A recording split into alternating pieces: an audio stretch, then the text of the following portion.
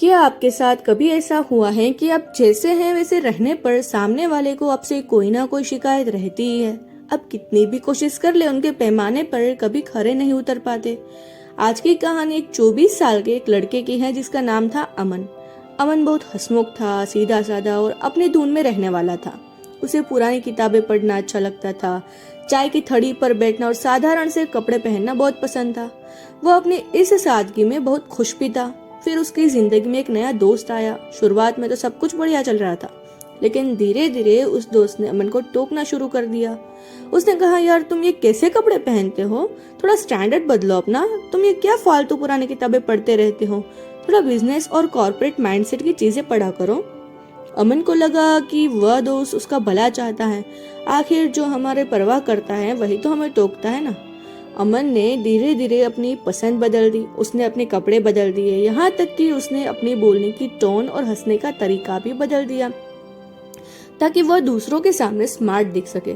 2 साल बीत गए। अमन हर वो चीज बन चुका था जो उसका दोस्त, उसका परिवार या यह समाज जो है उसे चाहता था। लेकिन एक दिन अमन आईने के सामने खड़ा हुआ। उसने खुद की आंखों में देखा और उसे महसूस हुआ कि आईने में दिखने वाला इंसान कोई और है।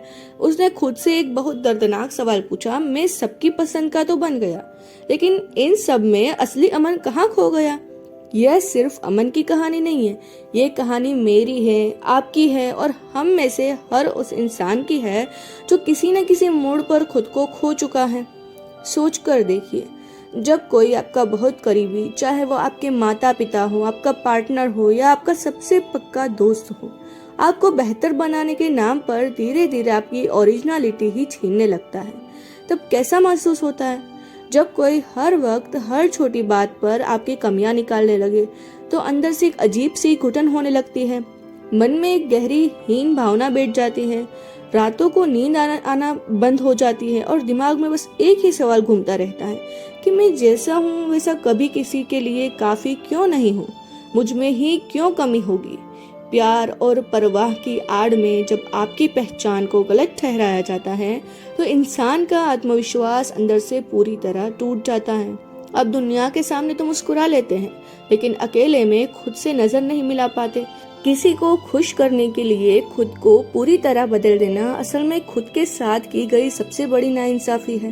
लेकिन यहाँ एक बहुत बड़ा सवाल खड़ा हो गया, जो लोग हमें प्यार करने का दावा करते हैं वो आखिर हमें बदलना क्यों चाहते हैं? इसके पीछे कोई नफरत नहीं होती, बल्कि इसके पीछे इंसानी दिमाग का एक बहुत गहरा मनोविज्ञान काम कर रहा होता है। ह्यूमन साइकोलॉजी के अनुसार इसके मुख्य 3 कारण हैं जिन्हें आपको बहुत ध्यान से समझना होगा। फर्स्ट रीजन है कंट्रोल की चाह, यानी नीड फॉर कंट्रोल। इस दुनिया में बहुत से लोग ऐसे हैं जो अपनी खुद की जिंदगी, अपने करियर या अपनी परिस्थितियों को कंट्रोल नहीं कर पाते। उनका अपनी लाइफ पर कोई बस नहीं होता। ऐसे में उनका दिमाग दूसरों को कंट्रोल करके दूसरों को अपनी मर्जी से चलाकर एक नकली ताकतवर होने का एहसास ढूंढता है। आपको बदलना उनके लिए एक पावर गेम बन जाता है। जब आप उनकी बात मानकर खुद को बदलते हैं तो उनके ईगो को संतुष्टि मिल जाती है। हमारा दूसरा रीजन है प्रोजेक्शन, यानी अपनी अधूरी इच्छाओं को थोपना। कई बार हमारे अपने लोग जो जिंदगी में खुद कुछ नहीं बन पाए या जिनके कुछ सपने अधूरे रह गए, वो उन सपनों को आपके जरिए पूरा करना चाहते हैं। वो खुद को आपके भीतर देखना चाहते हैं। अगर पिता डॉक्टर नहीं बन पाए तो वो बच्चे को जबरदस्ती डॉक्टर बनाना चाहेंगे, भले ही बच्चे को संगीत में दिलचस्पी हो। वे भूल जाते हैं कि आप उनकी परछाई नहीं है, आप एक अलग इंसान हैं।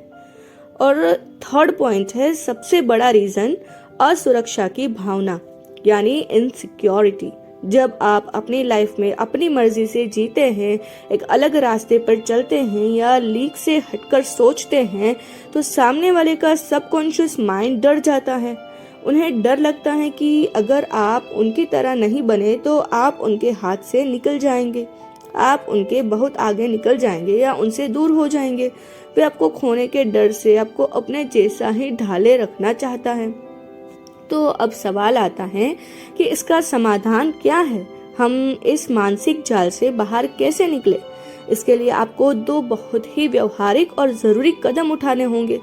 सबसे पहला काम, आपको एक लक्षण रेखा खींचनी होगी, यानी सेट बाउंड्रीज।